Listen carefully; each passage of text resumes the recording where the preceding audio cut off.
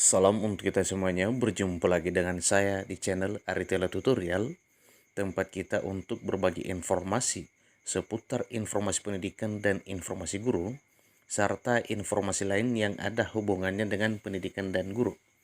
Pada pertemuan kali ini saya menyapa Bapak Ibu honorer stan air yang selalu setia melaksanakan tugas tanpa mengenal lelah. Saya yakin Bapak Ibu selalu dalam keadaan sehat walafiat.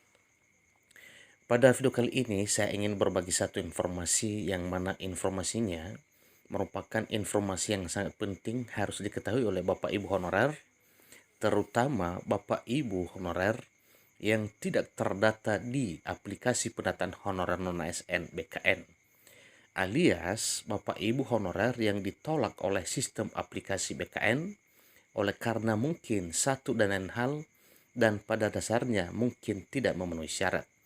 Nah, Bapak Ibu jangan panik, ada solusi bagi honorer yang tidak terdata di BKN.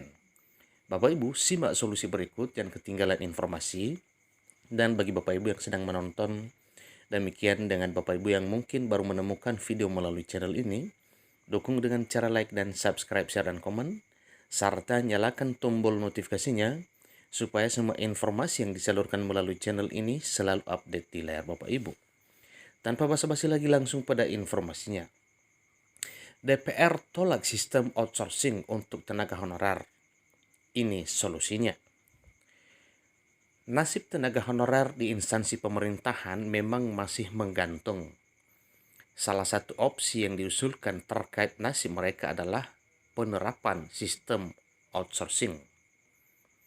Namun anggota DPR sendiri sudah mengajukan penolakan terhadap penerapan sistem outsourcing untuk tenaga honorer di instansi pemerintah. Lantas, solusi apa yang diajukan oleh DPR? Ikuti terus informasinya Bapak Ibu ya. Ini satu hal yang perlu dicermati karena berhubungan dengan nasib para honorer. Anggota Komisi 2 DPR RI, Dian Istiqomah, menolak penerapan sistem outsourcing pada honorer di instansi pemerintah.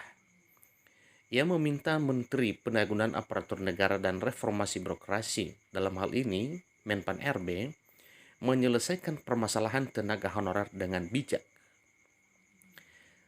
Katanya, saya masih kurang sepakat dengan sistem outsourcing.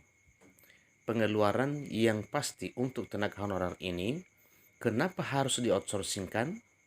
Sedangkan kalau outsourcing akan dipotong dengan administrasi dan negara akan mengeluarkan tambahan biaya lagi, kata Dian.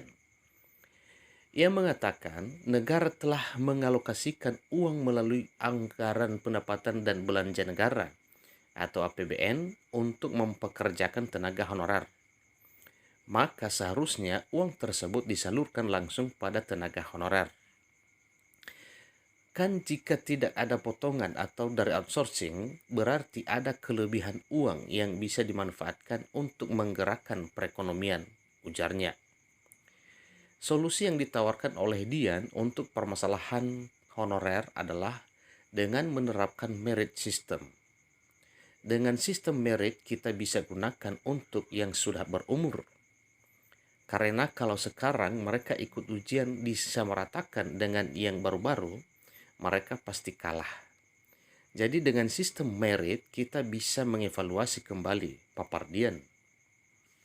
Nah sekarang Bapak Ibu, mari kita mengenal apa itu sistem merit ya, atau merit system.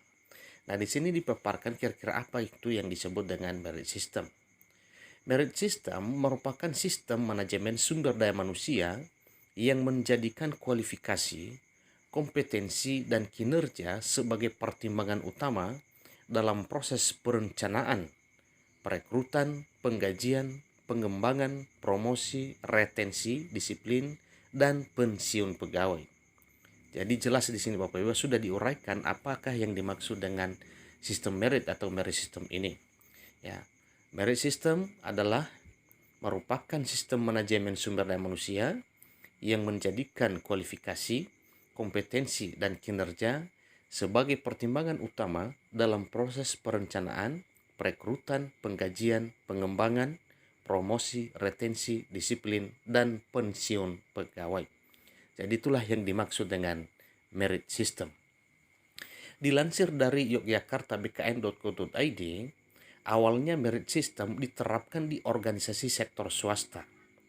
Namun saat ini mulai berkembang dan diadoptasikan oleh sektor publik seperti pemerintah daerah.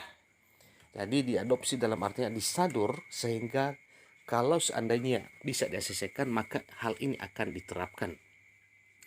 Di Indonesia secara legal formal merit system diberlakukan pada tahun 2014 melalui Undang-Undang Nomor 5 Tahun 2014 tentang aparatur sipil negara atau tentang ASN.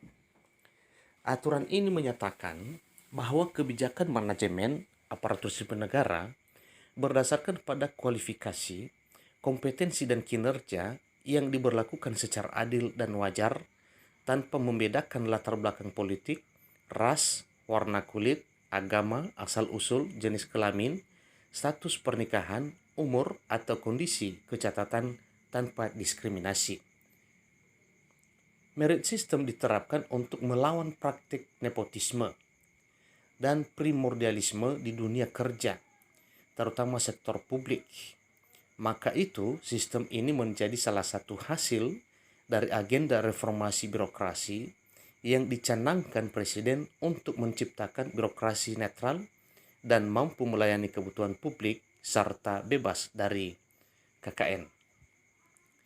Merit system bertujuan menghasilkan aparatur sipil negara yang profesional dan berintegritas dengan menempatkan aparatur sipil negara pada jabatan-jabatan birokrasi pemerintah sesuai kompetensinya.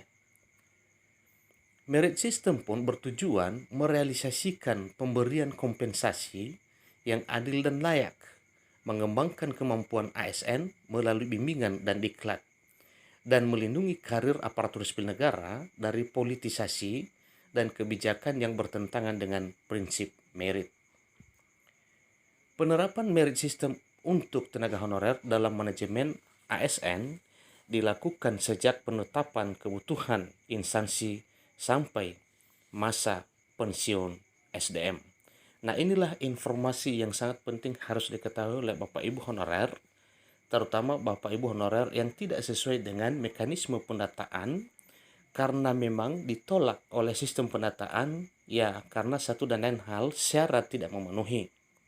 Nah, dalam hal ini Bapak Ibu, ini salah satu solusi yang ditempuh oleh pemerintah sehingga outsourcing yang pernah ditawarkan untuk Bapak Ibu honorer ini ditolak oleh DPR RI.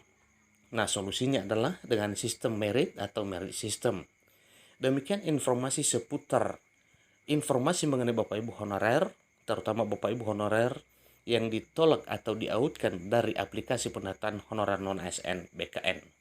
Semoga hal ini bisa terwujudkan, terrealisasi, sehingga Bapak Ibu honorer yang tidak terdata di BKN merasa bahagia oleh karena mendapat keadilan. Demikian informasinya, kurang lebih dalam penyampaian saya mohon dimaklumi. Sampai ketemu pada video berikutnya. Terima kasih.